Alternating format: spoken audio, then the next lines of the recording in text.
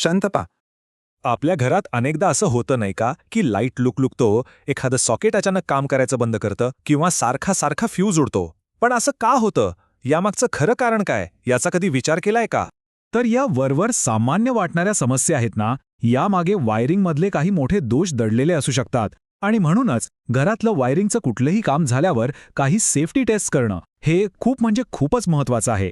तर आज माइंडस्टिक्स फाउंडेशन ट्रस्टने तयार केलेल्या या खास विश्लेषणामध्ये आपण याच अत्यावश्यक टेस्टबद्दल सविस्तर जाणून घेणार आहोत. चला मग जास्त वेळ न घालवता थेट मुद्द्यावर येऊया.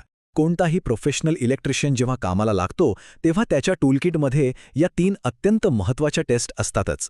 आणि लक्षात घ्या, या फक्त काही तांत्रिक तपासण्या नाहीत, तर या आपल्या घराच्या इलेक्ट्रिकल सिस्टमच्या आरोग्याची आणि सगळ्यात महत्त्वाचं आपल्या सर्वांच्या सुरक्षेची गुरुकिल्ली आहेत. तर सगळ्यात पहिली आणि पायाभूत टेस्ट ती म्हणजे कंटिन्युइटी टेस्ट. आता नावावरूनच बऱ्यापैकी कल्पना येते नाही का? या टेस्टचा सरळ उद्देश हा आहे की विजेचा जो मार्ग आहे तो सुरुवातीपासून शेवटपर्यंत, म्हणजे अगदी फ्यूजपासून उपकरणापर्यंत कुठेही तुटलेला नाहीये ना, हे तपासून पाहणं. अगदी सोप्या भाषेत सांगायचं झालं तर ही टेस्ट काय करते? ती फक्त एवढंच तपासते की फ्यूजपासून निघालेली वीज आपल्या उपकरणापर्यंत विना अडथळा म्हणजे अखंडपणे पोहोचते आहे की नाही. कारण अगदी साधा विचार आहे, वायरमध्ये जर कुठेही अगदी छोटासा जरी ब्रेक असेल तर सर्किट पूर्ण होणार नाही आणि आपलं उपकरण चालणारच नाही. आता समोरच्या आकृतीकडे पाहूया. इथे बघा, एक टेस्ट लॅम्प वापरून हेच सर्किट तपासलं जात आहे. फंडा अगदी सोपा आहे. जर वायरिंगमध्ये कुठेही ब्रेक नसेल आणि सगळे स्विचेस चालू असतील तरच हा लॅम्प पेटणार. आणि लॅम्प लागला की समजायचं आपलं सर्किट एकदम ओके आहे, म्हणजे पूर्णपणे अखंड आणि सुरक्षित आहे. बरं, कंटिन्युटी तर तपासली. आता येऊया पुढच्या अत्यंत महत्त्वाच्या टेस्टकडे, पोलॅरिटी टेस्ट. आता हे पोलॅरिटी म्हणजे काय? सोप्या भाषेत म्हणजे तारांची योग्य जागे योग्य क्रमाने जोडणे.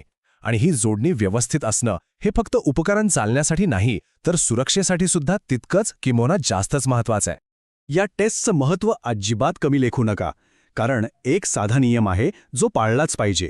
तो म्हणजे स्विच हा नेहमी फेज वायरला म्हणजेच लाईव्ह वायरला जोडलेला असावा, न्यूट्रलला कधीच नाही. असं का? कारण जेव्हा आपण स्विच बंद करतो तेव्हा उपकरणात येणारा विजेचा प्रवाह पूर्णपणे खंडित होतो आणि त्यामुळे शॉक लागण्याचा धोका अक्षरशः शून्यावर येतो. हीच आहे खरी सुरक्षितता. आता या आकृत्या बघा, या 2 मुख्य गोष्टी तपासल्या जात आहेत. पहिल्या आकृतीत स्विचची तपासणी होते, म्हणजे स्विच खरंच लाईव्ह वायरलाच तोडतोय ना हे पाहिलं जातं. आणि दुसऱ्या आकृतीत भिंतीवरच्या सॉकेटची तपासणी होतीये. तिथे फेज आणि न्यूट्रलच्या तारा योग्य जागी जोडल्या गेल्या आहेत की नाही याची खात्री केली जाते. दोन्ही तपासण्या तितक्याच महत्त्वाच्या. आणि आता आपण आलो आहोत आपल्या तिसऱ्या आणि शेवटच्या पण तितक्याच गंभीर टेस्टकडे, इन्सुलेशन रेझिस्टन्स टेस्ट. प्रत्येक वायरवर एक सुरक्षक कवच असतं, ज्याला आपण इन्सुलेशन म्हणतो. तर हे कवच किती मजबूत आहे हे तपासण्याचं काम ही टेस्ट करते. कारण विचार करा, जर हेच कवच कुठेतरी कमकुवत झालं तर शॉर्ट सर्किटसारखे मोठे धोके निर्माण होऊ शकतात, जे आपल्याला वरून दिसतही नाहीत. तर मग चांगल्या इन्सुलेशनचा मापदंड काय? तर तो आहे हा आकडा, 1 मेगा ओहम. कोणत्याही परिस्थितीत इन्सुलेशन रेझिस्टन्सची व्हॅल्यू ही 1 मेगा ओहमपेक्षा जास्तच असली पाहिजे. कमी असेल तर अजिबात चालणार नाही. हा आकडा अगदी लक्षात ठेवा, 1 मेगा ओहमपेक्षा जास्त. आता ही इन्सुलेशनची तपासणी आहे ना, ती 2 प्रकारे केली जाते.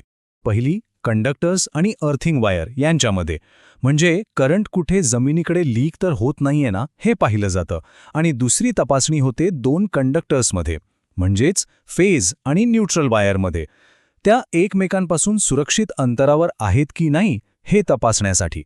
ही पहिली तपासणी बघा, यात काय करतात तर मेन स्विच बंद ठेवतात आणि सगळे फ्यूज जागेवर आहेत ह्याची खात्री करतात. आणि मग तपासतात की फेज किंवा न्यूट्रल वायरमधून कोणताही करंट अर्थिंगकडे म्हणजे जमिनीकडे लीक तर होत नाहीये ना. ही तपासणी करंट लिकेजचा खूप मोठा धोका टाळते. आणि ही आहे दुसरी तपासणी. आता इथे एक फरक आहे. इथे मेन स्विच चालू ठेवला जातो. का? तर फेज आणि न्यूट्रल वायर्स एकमेकांना चिकटून त्यांच्यात शॉर्ट सर्किट तर होत नाहीये ना हे तपासण्यासाठी.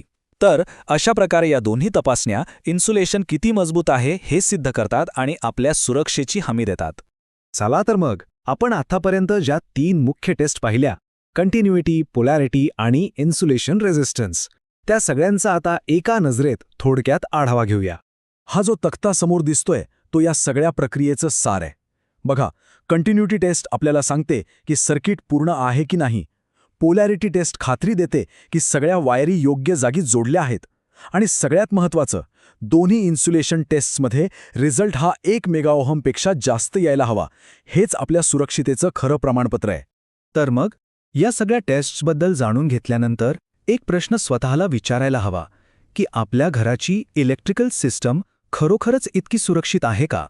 लक्षात ठेवा, या फक्त काही तांत्रिक तपासण्या नाहीत, तर त्या आपल्या आणि आपल्या प्रियजनांच्या सुरक्षेची हमी आहेत. त्यामुळे पुढच्या वेळी घरात विजेचं काम कराल तेव्हा या टेस्टची आठवण नक्की ठेवा.